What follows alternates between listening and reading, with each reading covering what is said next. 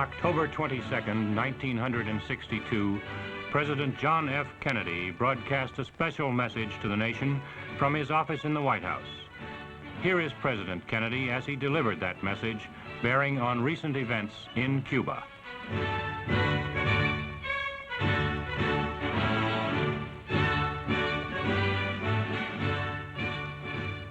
Good evening, my fellow citizens. This government, as promised, has maintained the closest surveillance of the Soviet military buildup on the island of Cuba. Within the past week, unmistakable evidence has established the fact that a series of offensive missile sites is now in preparation on that imprisoned island. The purpose of these bases can be none other than to provide a nuclear strike capability against the Western Hemisphere. Upon receiving the first preliminary hard information of this nature, last Tuesday morning at 9 a.m., I directed that our surveillance be stepped up. And having now confirmed and completed our evaluation of the evidence and our decision on a course of action, this government feels obliged to report this new crisis to you in fullest detail. The characteristic of these new missile sites indicate two distinct types of installations. Several of them include medium-range ballistic missiles capable of carrying a nuclear warhead for a distance of more than 1,000 nautical miles. Each of these missiles, in short, is capable of striking Washington, D.C., the Panama Canal, Cape Canaveral, Mexico City, or any other city in the southeastern part of the United States, in Central America, or in the Caribbean area. Additional sites not yet completed appear to be designed for intermediate range ballistic missiles capable of traveling more than twice as far and thus capable of striking most of the major cities in the Western Hemisphere, ranging as far north as Hudson's Bay, Canada, and as far south as Lima, Peru. In addition, jet bombers capable of carrying nuclear weapons are now being uncrated and assembled in Cuba, while the necessary air bases are being prepared.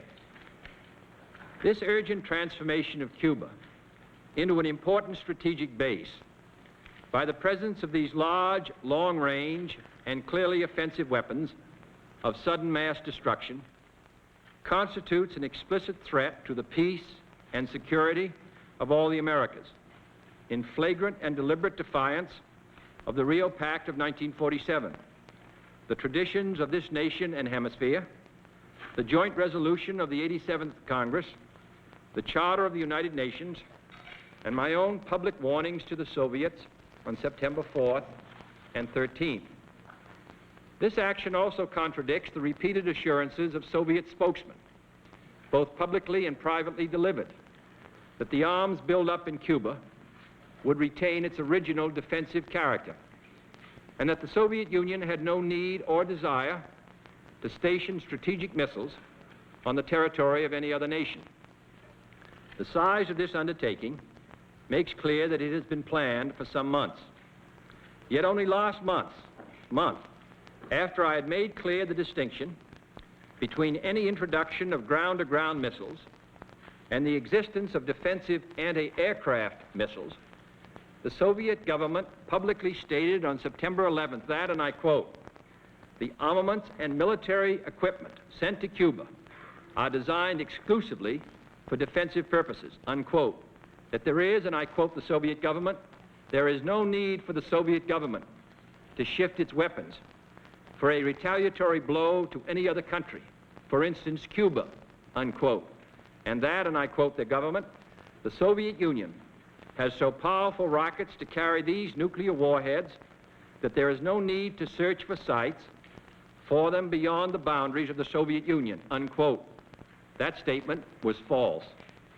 Only last Thursday, as evidence of this rapid offensive buildup was already in my hand, Soviet Foreign Minister Gromyko told me in my office that he was instructed to make it clear once again, as he said his government had already done, that Soviet assistance to Cuba, and I quote, "pursued solely the purpose of contributing to the defense capabilities of Cuba, unquote.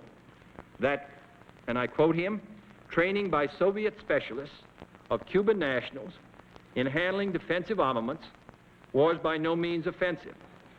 And that if it were otherwise, Mr. Gromyko went on, the Soviet government would never become involved in rendering such assistance, unquote.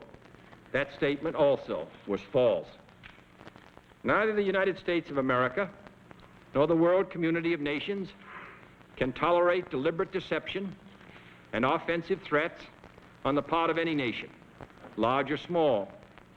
We no longer live in a world where only the actual firing of weapons represents a sufficient challenge to a nation's security to constitute maximum peril. Nuclear weapons are so destructive and ballistic missiles are so swift that any substantially increased possibility of their use or any sudden change in their deployment may well be regarded as a definite threat to peace. For many years, both the Soviet Union and the United States, recognizing this fact, have deployed strategic nuclear weapons with great care, never upsetting the precarious status quo, which ensured that these weapons would not be used in the absence of some vital challenge.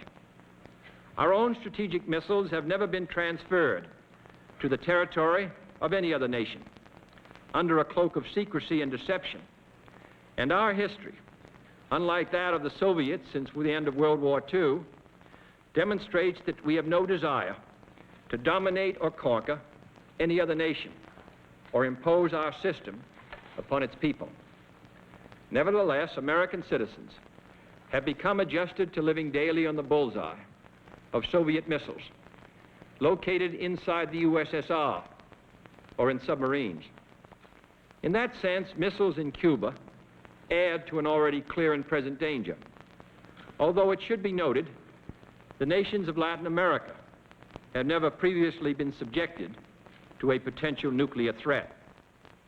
But this secret, swift, extraordinary buildup of communist missiles in an area well known to have a special and historical relationship to the United States and the nations of the Western Hemisphere, in violation of Soviet assurances and in defiance of American and hemispheric policy, this sudden, clandestine decision to station strategic weapons for the first time outside of Soviet soil is a deliberately provocative and unjustified change in the status quo, which cannot be accepted by this country if our courage and our commitments are ever to be trusted again by either friend or foe.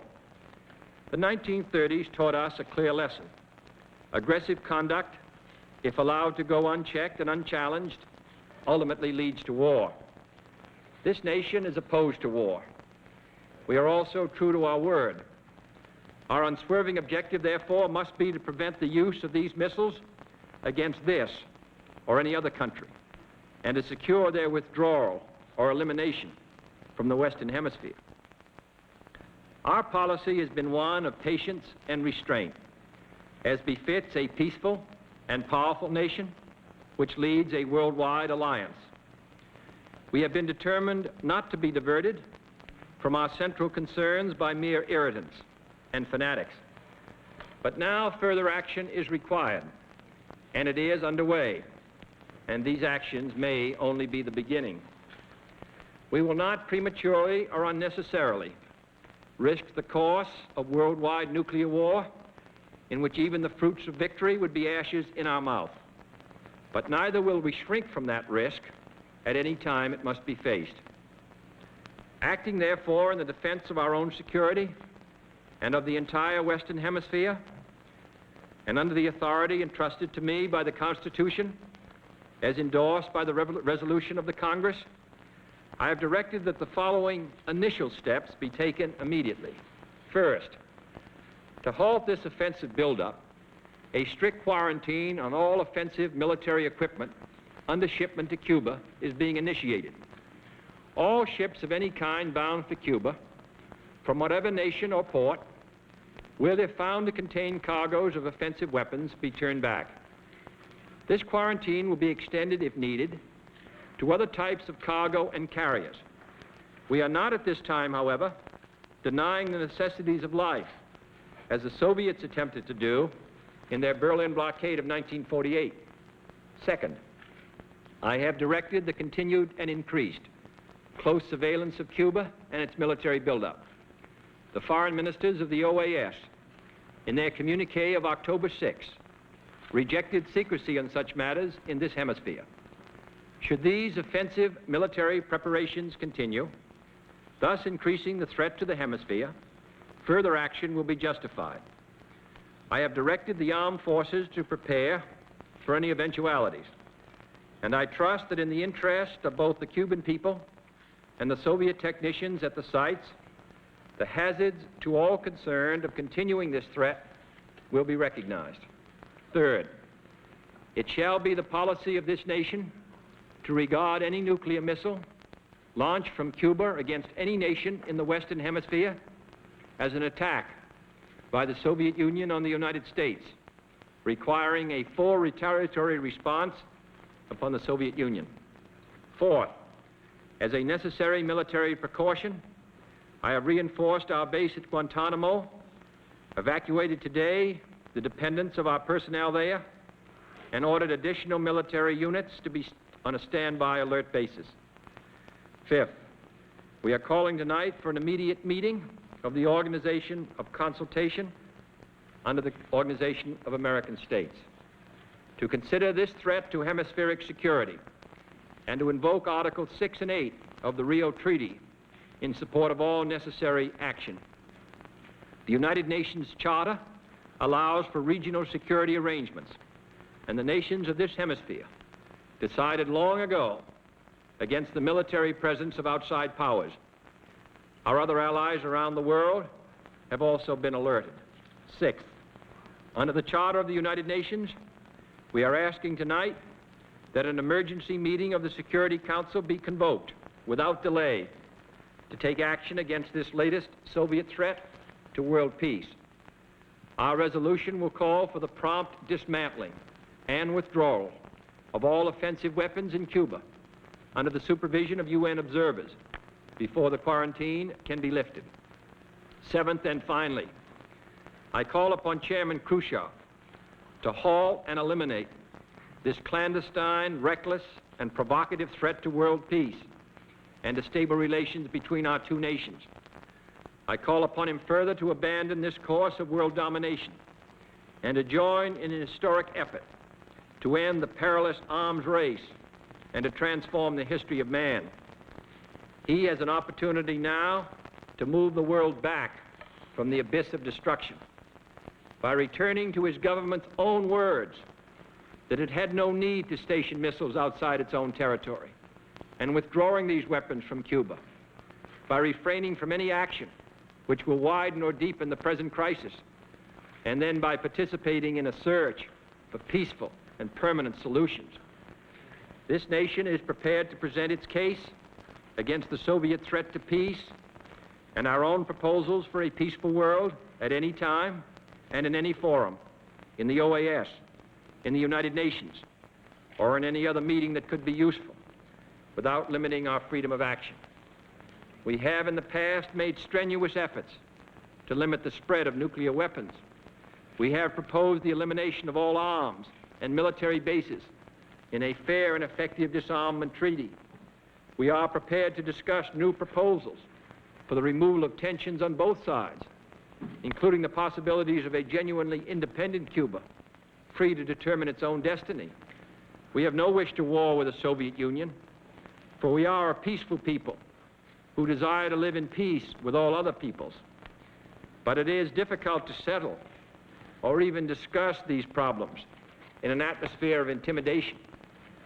That is why this latest Soviet threat, or any other threat, which is made either independently or in response to our actions this week, must and will be met with determination. Any hostile move anywhere in the world against the safety and freedom of peoples to whom we are committed, including in particular the brave people of West Berlin, will be met by whatever action is needed. Finally, I want to say a few words to the captive people of Cuba, to whom this speech is being directly carried by special radio facilities. I speak to you as a friend, as one who knows of your deep attachment to your fatherland, as one who shares your aspirations for liberty and justice for all. And I have watched, and the American people have watched, with deep sorrow, how your nationalist revolution was betrayed and how your fatherland fell under foreign domination. Now your leaders are no longer Cuban leaders, inspired by Cuban ideals. They are puppets and agents of an international conspiracy which has turned Cuba against your friends and neighbors in the Americas and turned it into the first Latin American country to become a target for nuclear war, the first Latin American country to have these weapons on its soil. These new weapons are not in your interest. They contribute nothing to your peace and well-being. They can only undermine it. But this country has no wish to cause you to suffer or to impose any system upon you. We know that your lives and land are being used as pawns by those who deny your freedom. Many times in the past, the Cuban people have risen to throw out tyrants who destroyed their liberty. And I have no doubt that most Cubans today look forward to the time when they will be truly free, free from foreign domination, free to choose their own leaders, free to select their own system, free to own their own land, free to speak and write and worship without fear or degradation. And then shall Cuba be welcomed back to the society of free nations and to the associations of this hemisphere. My fellow citizens, let no one doubt that this is a difficult and dangerous effort on which we have set out. No one can foresee precisely what course it will take, or what costs or casualties will be incurred. Many months of sacrifice and self-discipline lie ahead, months in which both our patience and our will be tested, months in which many threats and denunciations will keep us aware of our dangers. But the greatest danger of all would be to do nothing. The path we have chosen for the present is full of hazards, as all paths are. But it is the one most consistent with our character and courage as a nation and our commitments around the world. The cost of freedom is always high, but Americans have always paid it. And one path we shall never choose, and that is the path of surrender or submission. Our goal is not the victory of might, but the vindication of right. Not peace at the expense of freedom, but both peace and freedom here in this hemisphere, and we hope around the world. God willing, that goal will be achieved. Thank you and good night.